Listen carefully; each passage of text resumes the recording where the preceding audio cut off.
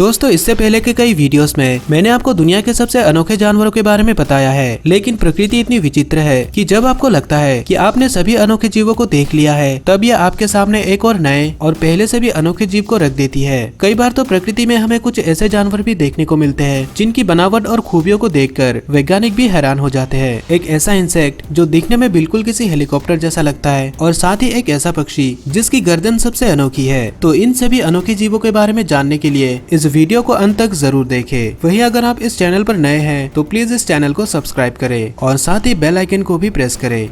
Number 7, red lip batfish.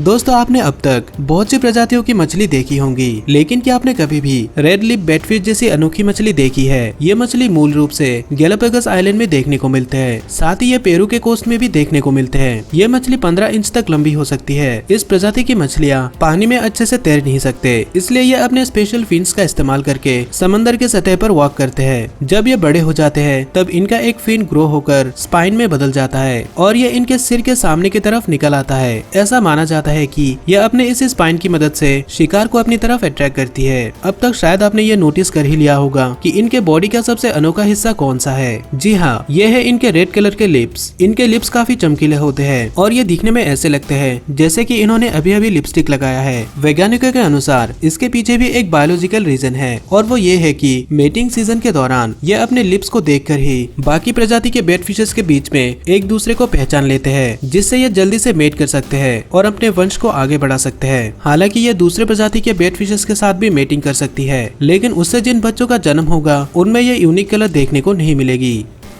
Number 6, आई।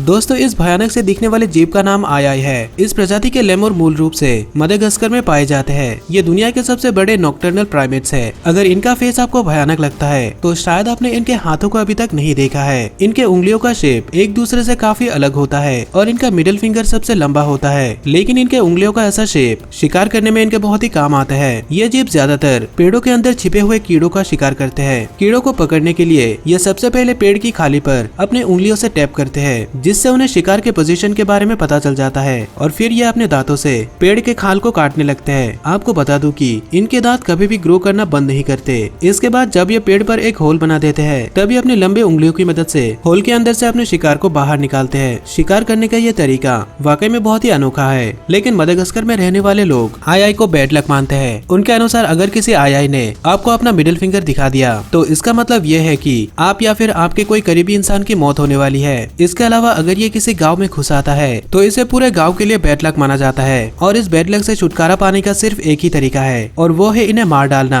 इसी के चलते एक समय ऐसा भी आया था जब ये प्रजाति विलुप्त होने की कगार पर थे, लेकिन कंजर्वेशन के चलते इनकी पॉपुलेशन फिर से स्टेबल हो गई है। Number 5, Brazilian tree hopper.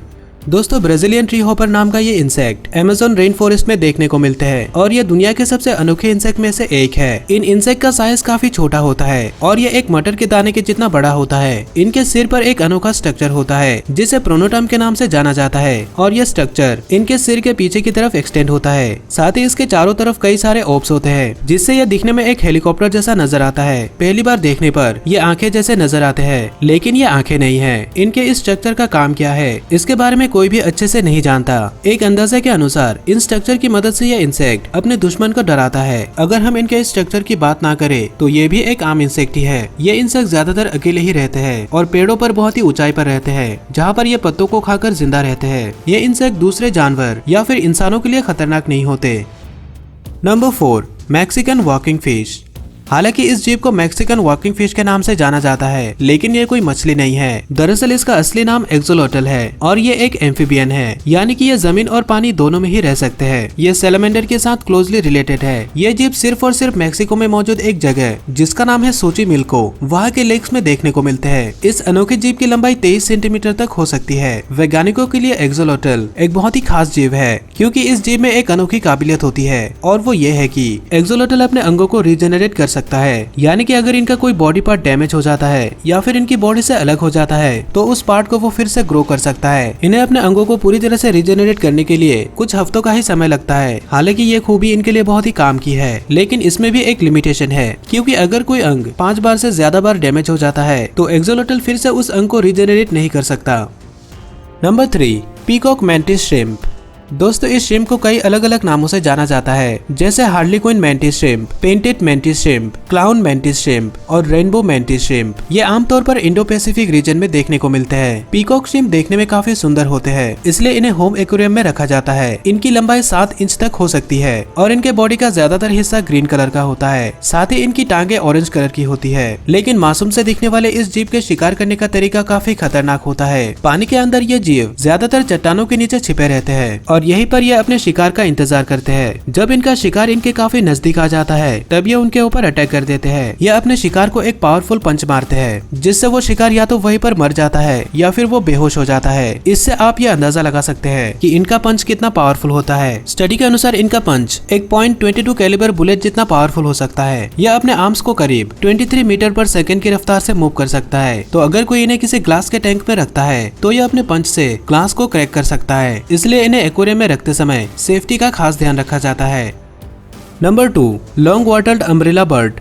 दोस्तों इस पक्षी को दुनिया का सबसे अनोखा पक्षी कहना गलत नहीं होगा। जब आप इस पक्षी को पीछे से देखेंगे तो यह आपको कोई आम पक्षी जैसा ही नजर आएगा, लेकिन जब आप इन्हें सामने से देखेंगे तब आपको इनकी गर्दन पर एक अनोखा स्ट्रक्चर देखने को मिलेगा। इस स्ट्रक्चर को वॉटल कहा जाता है और ये इन्फ्लेटेबल होता है, यानी कि इसके अंदर हवा भरने पर यह फूल सकता है। ये पार्ट इस पक्षी के लिए एक एम्पलीफायर की तरह काम करता है और इनके साउंड को और भी ज्यादा तेज करने में मदद करता है। इस वॉटल की लंबाई 11 इंच तक हो सकती है और इसके ऊपर कांटेदार पंख होते हैं। ये पार्ट ज्यादातर नर पक्षी में ही देखने को मिलते हैं और अगर किसी मादा के गर्दन पर यह होता भी है तो उसका साइज काफी छोटा होता है। इस प्रजाति के नर पक्षी की हाइट 42 सेंटीमीटर तक हो सकती है, वही मादा पक्षी की हाइट 35 सेंटीमीटर होती है। इन पक्षियों के बड़े साइज की वजह से दूसरे जानवर बड़े ही आसानी से इनका शिकार कर लेते हैं। इसलिए नेचुरल कॉज और इंसानों द्वारा शिकार किए जाने की वजह से इनकी पॉपुलेशन लगातार कम होती जा रही है।